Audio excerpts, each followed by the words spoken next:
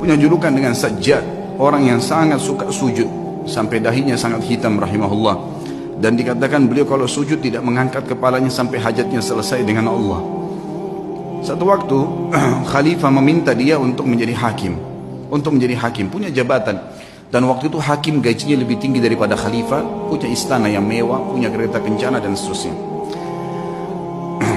Yang jelas teman-teman sekalian, ditawarkan dia menjadi hakim dan dia nolak. Karena waktu itu dia seorang ulama, Sufyan ats-Tsauri seorang ulama Mekah yang terkenal. Dan memang dia orang yang paling layak, paling faham tentang perkara-perkara masyarakat.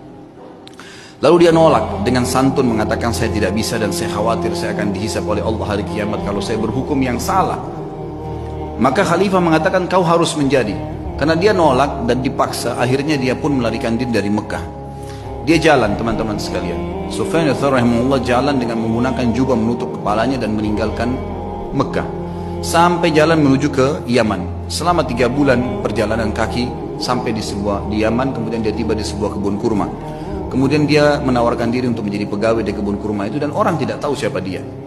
Kemudian berkatalah pekebun kurma tersebut, saya akan berikan gaji kamu seperti orang-orang yang bekerja sama saya. Dia bilang baiklah, saya terima. Yang penting saya ada tempat tinggal dan saya bisa ibadah. Berjalanlah 3 bulan dia menurunkan kurma dari pohon. Seorang alim ulama yang sangat dihormatin pada saat itu, sangat dihormatin. Kemudian dia pun rahimahullah setelah 3 bulan ditanya oleh pemilik kebun tersebut. Dia bilang, wahai Abdullah, dulunya ditanya dia, siapa nama kamu? Dia bilang, saya Abdullah. Dia tidak dusta.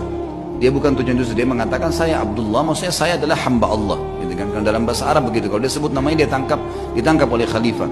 Dia tidak mengatakan nama saya. Dia mengatakan, saya adalah hamba Allah. Gitu kan? Bahasa Arabnya, ana Abdullah. Rupanya pemilik kebun menangkap namanya Abdullah. Dipanggil, wahai Abdullah, kesinilah. Datanglah Sufyan rahimahullah lalu ditanya, apa perbedaan antara kurma kami dengan kurma kalian?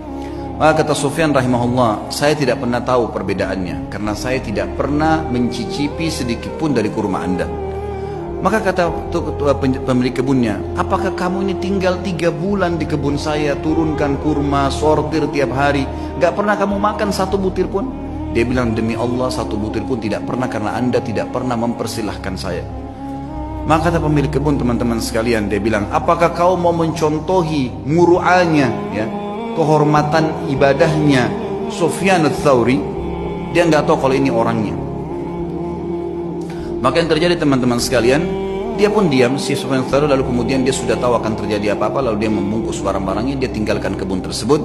Ternyata pemilik kebun ini sudah mendengar berita kalau Amir Mukminin waktu itu menyuruh menangkap Sufyan ats-Tsauri secara paksa.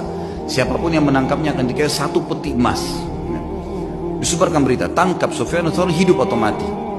Maka pada saat itu teman-teman saya, tentu ini kisahnya panjang, saya ringkaskan. Kemudian si pemilik kebun datang kepada temannya di sana lalu berkata, ada pegawai kebun saya unik, kenapa saya tanya dia perbedaan antara kurma Hijaz, Mekah dan Madinah. Karena dia mengaku dari Hijaz, dia dengan Yaman dia tidak tahu. Dia bilang dia tidak pernah incipin 1 butir pun karena saya tidak pernah persilakan selama 3 bulan jadi pegawai. Maka temannya mengatakan, sebentar, ya, bagaimana cirinya pegawai itu? Disebutkan cirinya seperti ini. Kata dia, itulah Sufyan ats-Tsauri. Kita kejar dia, tangkap, kita berikan kepada Amir Mukminin, ambil 1 peti emasnya. Waktu mereka kembali ke kebun sudah tidak ditemukan. Dan Sufyan ats-Tsauri sudah kembali ke Mekah.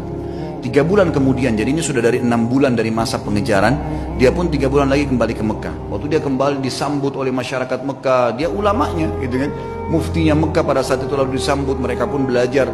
Lalu beberapa ulama lain menasihati mengatakan, wahai Sufyan, Amir Mukminin sudah sangat marah, dia akan menghukummu. Dia bilang, saya lebih takut dengan raja yang sebenarnya, karena kalau saya salah berhukum maka akan jadi masalah.